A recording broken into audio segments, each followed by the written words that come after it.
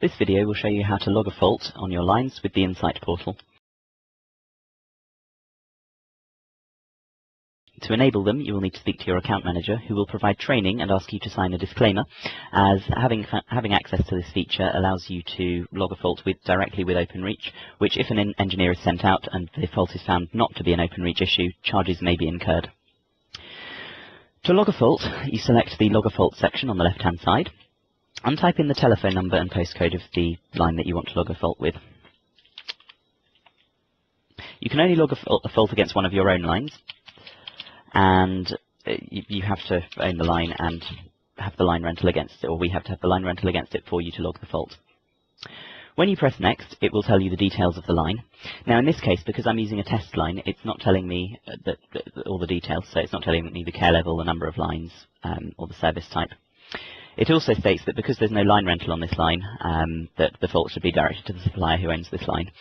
In the case that we did own the line, there would be a line test button here, and that would allow you to test the line to check for any faults, and it would tell you whether it passed or failed. And up here would also tell you the details. Once you've done that, if the line test passes the test, you can continue to log the fault. If you do so, it may be that the fault is not an OpenReach issue. In fact, OpenReach have decided it probably isn't. And if you do continue to log it, there may be charges that apply. If the line test fails, then you're okay to log the fault, and that OpenReach is saying that the problem is with them. So if we press Next, we can enter in the details of the fault. So the summary would be a very quick summary of the fault. So we'll put in test fault in our case. The fault type will be the most applicable description for the fault. So these are OpenReach descriptions, and you just have to pick the one that matches the best, even if they don't particularly. So we'll say that noisy. And then notes is a more detailed description of the problem. So we'll say crackly line gets worse when raining or windy. Site information, you need to fill this in. You've got access details and hazard notes. Actually, those you can leave blank, or you can type in none if there aren't any. Or you could type in something like beware of dog. Call routing, you can have it as none, in which case nothing will happen. Or as part of the logging the fault, you can have a temporary call divert, or busy out the line that you're logging. Busy out line would normally only be available or you'd normally only use it for multi-lines. If you had an analog multi-line, you might want to busy out one of the lines on it, but for a standard analog line, you'd probably want to do a call divert, as otherwise nobody can get through, which then makes it totally pointless busying out the line, because they probably couldn't anyway. Let's cross that. So we'll say we want to call divert, and we'll divert to a mobile number. You can say to the engineer who goes out that the customer or the premises are open until, we could say today, which is the 26th, until 5 p.m, and then available again from maybe the 27th at 10 a.m. That means that the engineer will not go between those times, so they'll either go before 5 p.m. or after 10 p.m. on the 27th. If they're available all the time, you can tick 24-hour access, and then the engineer who goes out knows that they can go at any time.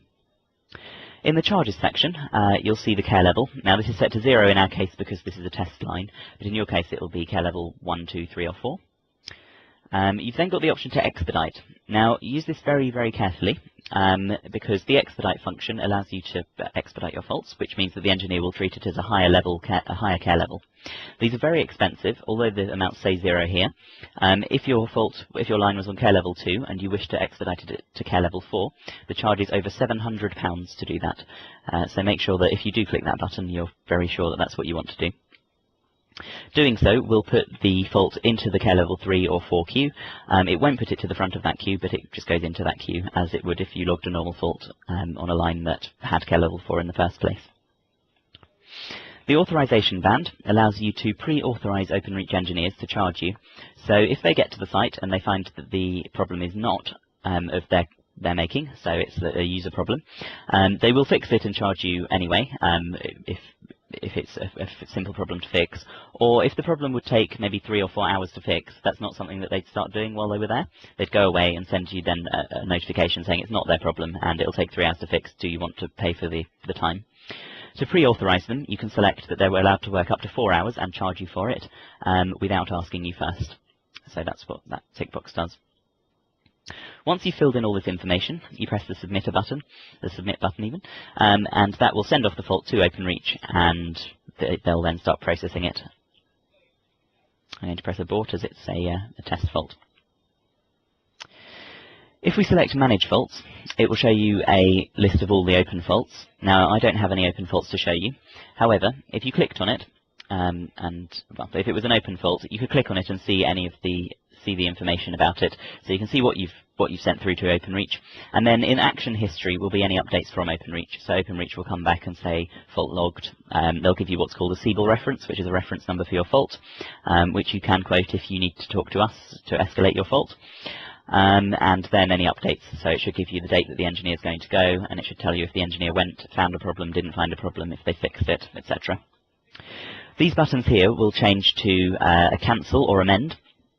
The cancel button will cancel your fault, and when you press it, you'll need to select a reason for your cancellation. Or the amend button will allow you to amend any details in here. So if you want to add further notes or change your call routing options, maybe you want a different mobile number to divert to, you can do that as well.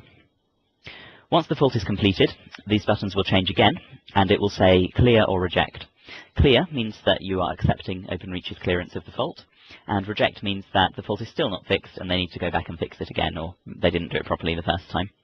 With both, with the reject button, you'll have to provide a reason, and clear, you can just clear. If you don't select either of those within 48 hours of the original closure, OpenReach will take that as you saying that the fault has been cleared and will clear the fault down for you. So you have 48 hours after closure to get back to them if it's not still working. That's all for logging faults. If you have any questions, please call your account manager on the normal number, who will be happy to assist.